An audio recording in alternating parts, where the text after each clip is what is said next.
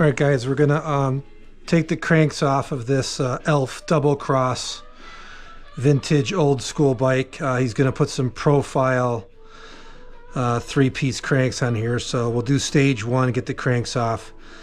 Here's some tools you'll need. Hammer, 15mm wrench, some sort of punch tool to get the cups out, and either a large crescent wrench or a nice skinny tool like this, 32mm, to undo the bottom bracket. All right, so the first thing we'll do is take off the pedals. And the left pedal is reverse threaded, so we'll tighten it to loosen it. There we go. That wasn't too tight. Yours might be much tighter.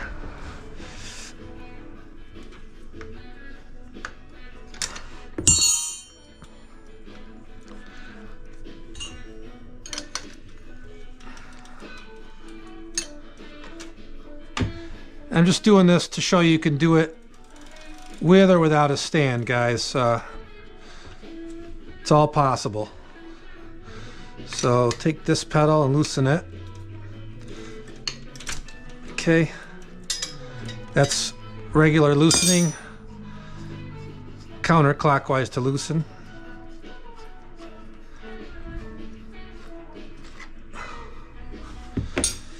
We'll loosen up the rear wheels so we can get the chain loose. You can see that he's got a flip-flop hub. It's got threads on this side which allow you to put a smaller freewheel on. On this side you can only put like a 16 and up. On this side you can get 13 up if you can find a 13 tooth Odyssey freewheel. It's about the only company that made a 13 tooth. And I've got the Grateful Dead playing in the background, if you can hear it. Okay.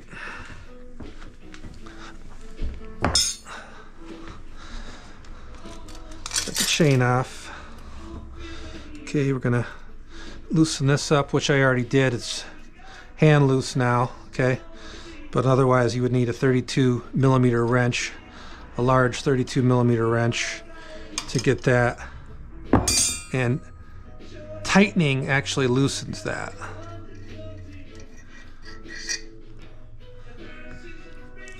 So this we want to tighten it. On the left side here, you're actually tightening it to loosen it.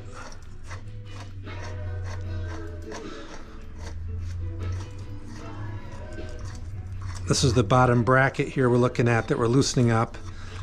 And inside the bottom bracket, you'll have loose ball bearings. In this case, they're not sealed. This little washer can get stuck on there. It's got a little tab on it there. Work on it, it'll come up and come off. Okay, so we loosen this up. This looks like an Odyssey bottom bracket that's on here or something. Maybe not. Maybe it's a aftermarket bottom bracket. Line up your parts down there. Notice the bearings were in this way, okay, not the opposite way. Put that down there. That's a water seal there. It says 24 thread on it. 24, I think. Yeah, 24 thread, I believe it says there. A waterproof seal. Not really waterproof, but does the job. Work the crank out a little bit there without breaking the bearings if you can. And again, the bearing you can see was in that direction, okay, and went in. Don't get the bearings in wrong if you're gonna just grease this up and reassemble it. In this case, we're removing all this stuff, so we don't have to worry about it because we're going to be putting a brand new crank in. Okay, so that goes out there. Put it next to that bearing.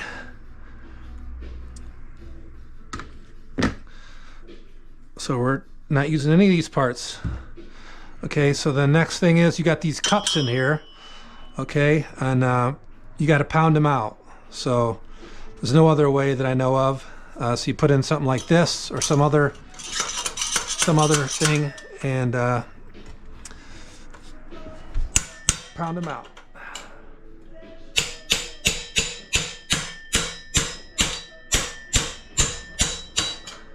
You can see it got started there.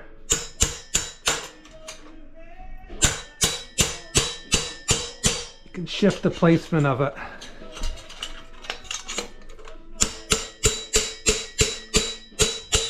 Oh, okay, so we got that out. We'll do the other side now.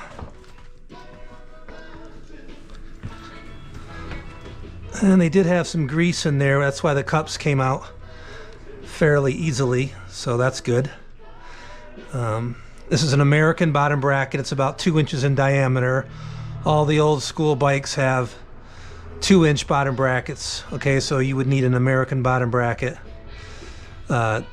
replacement bottom bracket if you buy one. And let's get this cup out.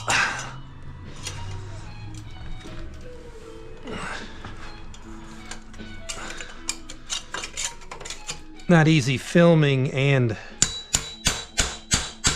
doing the repair, but we got it. All right, so stage 1 is done. We got the cups out, the cranks out, and now we're gonna cut the film here and get it ready to put the 3-piece cranks in.